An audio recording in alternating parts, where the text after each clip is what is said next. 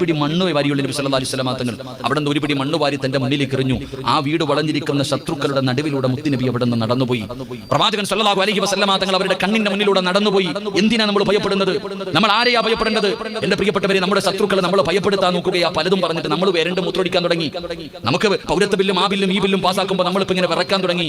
പൊന്നാര ചങ്ങാതി, അള്ളാഹു ചോദിച്ചത് എന്തെന്നറിയുമോ? ഇതിനു മുമ്പും ഇവിടെ ഈ നമ്മളൊക്കെ വരുന്നതിന് നമ്മുടെ മുൻകാമികൾക്കും എന്റെ പ്രിയപ്പെട്ടവരെ പൗരത്വ ബില്ലുണ്ടായിരുന്നു. നിങ്ങൾ ചരിത്രം നോക്ക്. അള്ളാഹുവിന്റെ പ്രവാചകൻ സല്ലല്ലാഹു അലൈഹി വസല്ലം തങ്ങളുടെ സ്വഹാബത്ത് മക്കയിൽ നിന്ന് മദീനയിലേക്ക് ഹിജ്റ പോയി. മക്കയിൽ നിന്ന് മദീനയിലേക്ക് ഹിജ്റ പോയി. ഹിജ്റ പോകുന്ന സമയത്ത് ഖുറൈശികൾ പറഞ്ഞു, എടാ, ഈ നാട്ടിൽ നിന്ന് ഉണ്ടാക്കിയത് മുഴുവനും ഇവിടെ ഇട്ടിട്ട് നീയും നിന്റെ അള്ളാഹയും കൂടെ പോടാ, നീയും നിന്റെ അള്ളാഹയും കൂടെ പോകാൻ പറഞ്ഞപ്പോ അവർ സമ്പാദിച്ച സമ്പാദ്യം മുഴുവനും ആ മക്കത്ത് ഉപേക്ഷിച്ച് ഇട്ടിരുന്ന വസ്ത്രത്തോടു കൂടി അവർ പോയി. അതാണ് സ്വഹാബത്ത്, അതാണ് നമ്മുടെ മുൻകാമികൾ. നമ്മൾ ഇതിനെ കുറിച്ച് പറയുമ്പോൾ പറയുന്ന പടച്ചോനെ എല്ലാം പോവല്ലോ, അല്ലാഹ് ജയിലിൽ കൊണ്ടിടുവല്ലോ, നമ്മൾ പേടിച്ചോണ്ടിരിക്കപ്പോഴേ അല്ലാഹ് ചോദിച്ചെന്തെന്നറിയോ? അം ഹസിബത്തും അൻ തദ്ഖുലുൽ ജന്ന ഫലമ്മാ യഅതികും മസലുൽ ലദീന ഖലൂ മിൻ ഖബ്ലികും. സ്വർഗ്ഗത്തിലേക്ക് വെറുതെ കയറി പോകാമെന്ന് നീ കരുതിയോ? അല്ലാഹുവിന്റെ സ്വർഗ്ഗം വെറുതെ കിട്ടുമെന്ന് നീ കരുതിയോ? ഇല്ല മനുഷ്യ. അല്ലാഹ് പറഞ്ഞു, ഇല്ലടാ, നിന്റെ മുൻകാമികൾ അനുഭവിച്ചതുപോലെ നീയും അനുഭവിക്കേണ്ടി വരും. ആ ദുഃഖങ്ങളും ദുരിതങ്ങളും പ്രയാസങ്ങളും നീ അനുഭവിക്കേണ്ടി വരും. അനുഭവിച്ചാലേ നിനക്ക് സ്വർഗ്ഗത്തിൽ പോകാൻ പറ്റൂ.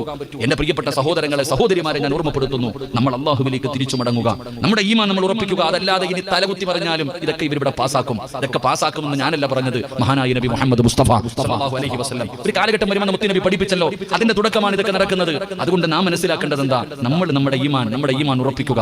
നബി സല്ലല്ലാഹു അലൈഹി വസല്ലം തങ്ങൾ അവിടെ നിന്ന് ഇറങ്ങിപ്പോയി. അബൂബക്കർ സിദ്ദീഖ് റളിയല്ലാഹു തആല അൻഹു ഇറങ്ങിപ്പോകുന്ന വഴിയിൽ നിൽക്കുകയാ.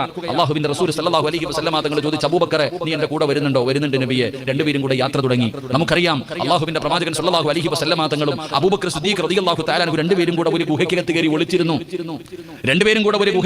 ഒളിച്ചിരുന്നു. അല്ലാഹുവിന്റെ പ്രവാചകൻ സല്ലല്ലാഹു അലൈഹി വസല്ലം തങ്ങൾ അബൂബക്കർ സിദ്ദീഖ് തങ്ങളുടെ മടിയിൽ തലവെച്ചിട്ട് കിടന്നുറങ്ങുകയാ. കുറെ കഴിഞ്ഞപ്പോൾ അബൂബക്കർ തങ്ങളുടെ കൈകാലുകൾ വിറയ്ക്കുന്നുണ്ട്. അബൂബക്കർ സിദ്ദീഖ് റളിയല്ലാഹു തആല അൻഹുവിന്റെ കൈകാലുകൾ വിറയ്ക്കുമ്പോൾ മുത്തുനബി ചോദിച്ചു, എന്തു പറ്റി അബൂബക്കറെ? നബിയേ, നമ്മൾ ഇരിക്കുന്ന ഗുഹയുടെ മുകളിൽ ശത്രു വന്ന് നബിയെ. അവന്റെ കയ്യിലിരിക്കുന്ന വാളിന്റെ വെളിച്ചം ഈ ഗുഹയ്ക്കകത്ത് അടിക്കുകയാ. അവൻ എങ്ങാണം കാലിലേക്ക് നോക്കിയാ നമ്മളെ പിടിക്കുമല്ലോ. അവിടെയാണ് മനസ്സിലാക്കേണ്ടത്. നബി സല്ലല്ലാഹു അലൈഹി വസല്ലം തങ്ങളോട് പറയുന്നു, അവന്റെ കയ്യിലിരിക്കുന്ന വാളിന്റെ വെളിച്ചം ഈ ഗുഹയ്ക്കകത്ത് അടിക്കുന്ന നബിയെ. അവൻ എങ്ങാണം അവന്റെ കാലിലേക്ക് നോക്കിയാൽ നമ്മളെ രണ്ടുപേരെയും പിടിക്കുമല്ലോ നബിയെ. ആ സമയത്ത് അല്ലാഹുവിന്റെ പ്രവാചകൻ സല്ലല്ലാഹു അലൈഹി വസല്ലം തങ്ങൾ ചിരിക്കുകയാ. എന്തേ നബിയെ ചിരിക്കുന്നേ? അപ്പോഴാണ് അല്ലാഹുവിന്റെ റസൂൽ സല്ലല്ലാഹു അലൈഹി വസല്ലം തങ്ങൾ പറഞ്ഞു കൊടുത്ത, അബൂബക്കറെ, അല്ലാഹ് നമ്മുടെ കൂടെ ഇല്ലേ? അബൂബക്കറെ, നമ്മൾ രണ്ടുപേരും അല്ലല്ലോ, അല്ലാഹ് കൂടെ നമ്മുടെ കൂടെ ഇല്ലേ? മൂന്നാമനായി അവനവന്റെ കാലിലേക്ക് നോക്കണമെങ്കിൽ അവൻ തീരുമാനിച്ചാ പോരാ, അല്ലാഹു തീരുമാനിക്കണമെന്ന് ആദരവായ പ്രവാചകൻ നബി മുഹമ്മദ് മുസ്തഫ സല്ലല്ലാഹു അലൈഹി വസല്ലം തങ്ങൾ അവിടെ നിന്ന് പറയുമ്പോ എന്റെ പ്രിയപ്പെട്ട പെങ്ങളോട് പറയുകയാണ്, സഹോദരങ്ങളോട് പറയുകയാ, തവക്കൽതു അലല്ലാഹ് എന്ന് പറയുന്ന ഒരു നല്ല ഗുണം നിന്റെ ജീവിതത്തിൽ ഉണ്ടായാൽ അല്ലാഹു നിനക്ക് മതിയാവുകയാണ്. ഏത് പ്രശ്നം വന്നാലും ഏത് പ്രയാസം വന്നാലും അല്ലാഹു നിനക്ക് മതിയാവുകയാണ്.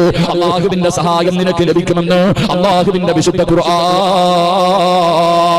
അല്ലാഹുവിന്റെ പരിശുദ്ധമായ ഖുർആൻ ഇവിടെ പറഞ്ഞു തരികയാ. എന്റെ പ്രിയപ്പെട്ടവരെ, വിശദീകരിക്കുന്നില്ല. മൂന്നാമത്തെ പ്രതിഫലം എന്താ? തവക്കൽതു അലല്ലാഹ് എന്ന് പറയുന്ന ഒരു മനുഷ്യൻ അല്ലാഹു കൊടുക്കുന്ന മൂന്നാമത്തെ പ്രതിഫലം എന്തെന്നറിയുമോ? ഇന്നഹു ലൈസ ലഹു സുൽത്താനുൻ അലല്ലദീന ആമനൂ വഅലാ റബ്ബിഹിം യതവക്കലൂൻ. ഇന്നമ സുൽത്താനു അലല്ലദീന യതവല്ലൗനഹു വല്ലദീന ഹും ബിഹി മുശ്രികൂൻ. അല്ലാഹുവിന്റെ വിശുദ്ധമായ ഖുർആൻ ഇവിടെ പറയുന്ന തവക്കൽതു അലല്ലാഹ് എന്ന് പറയുന്ന ഒരു മനുഷ്യർ അല്ലാഹു കൊടുക്കുന്ന മൂന്നാമത്തെ പ്രതിഫലം എന്തെന്നറിയുമോ? ശപിക്കപ്പെട്ട ഇബ്ലീസ് ഉണ്ടല്ലോ, പിശാചുണ്ടല്ലോ, അവന്റെ ഉപദ്രവങ്ങളിൽ നിന്ന് അല്ലാഹു അവന് സംരക്ഷണം കൊടുക്കുമെന്ന് അല്ലാഹുവിന്റെ വിശുദ്ധ ഖുർആൻ, അല്ലാഹുവിന്റെ പരിശുദ്ധമായ ഖുർആൻ പറയുകയാണ്. ഏ മനുഷ്യ, തവക്കൽതു അലല്ലാഹ് പറയടാ. വീടിന്റെ അകത്ത് കയറുമ്പോ തവക്കൽതു അലല്ലാഹ് പറ, വീടിന്റെ വെളിയിലിറങ്ങുമ്പോ തവക്കൽതു അലല്ലാഹ് പറ, മക്കളെ സ്കൂളിലേക്ക് വിടുമ്പോ തവക്കൽതു അലല്ലാഹ് പറ, വാഹനത്തിൽ കയറുമ്പോ തവക്കൽതു അലല്ലാഹ് പറ, കടയിലേക്ക് പോകുമ്പോ തവക്കൽതു അലല്ലാഹ് പറ. അല്ലാഹുവിന്റെ ഖുർആൻ ഇവിടെ പറയുകയാണ്, പിശാചുണ്ടല്ലോ, പിശാചിന്റെ ഉപദ്രവങ്ങളിൽ നിന്ന് അല്ലാഹു നിന്നെ രക്ഷപ്പെടുത്തുമെന്ന് അല്ലാഹുവിന്റെ വിശുദ്ധ ഖുർആൻ, അല്ലാഹുവിന്റെ പരിശുദ്ധമായ ഖുർആൻ പറയുന്നു. തവക്കൽതു അലല്ലാഹ് എന്ന് പറഞ്ഞാൽ അല്ലാഹു അവന് സംരക്ഷണം കൊടുക്കും. അല്ലാഹു നമുക്ക് ഈമാൻ നൽകുമാറാകട്ടെ. സ്കൂളിൽ പോകുമ്പോൾ വീട്ടിൽ കയറുമ്പോൾ തവക്കൽതു അലല്ലാഹ് പറ. വീടിനകത്ത് പലരും പറയുമല്ലോ, ഉസ്താദേ ശൈത്താന്റെ ശർറ, വീടിനകത്ത് ശൈത്താന്റെ ശർറ എന്ന് പറയുന്നവരുണ്ട്. അല്ലാഹു നമ്മളെ കാത്തിരക്ഷിക്കുമാറാകട്ടെ. വീട്ടിൽ ശൈത്താന്റെ ശർറ ഉണ്ടെങ്കിൽ ആ ശർറു മാറ്റാനുള്ള വഴി അല്ലാഹുവിന്റെ ഖുർആൻ പറഞ്ഞു തരുന്നില്ലേ? എന്റെ പ്രിയപ്പെട്ടവരെ, വീട്ടിനകത്ത് ബുദ്ധിമുട്ടും പ്രയാസങ്ങളും അനുഭവിക്കുന്നവരുണ്ട്, പൈശാചികമായിട്ടുള്ള ഉപദ്രവങ്ങൾ വീട്ടിലുള്ളവരുണ്ട്. അല്ലാഹു നമ്മുടെ വീടുകളെ കാത്തിരക്ഷിക്കുമാറാകട്ടെ.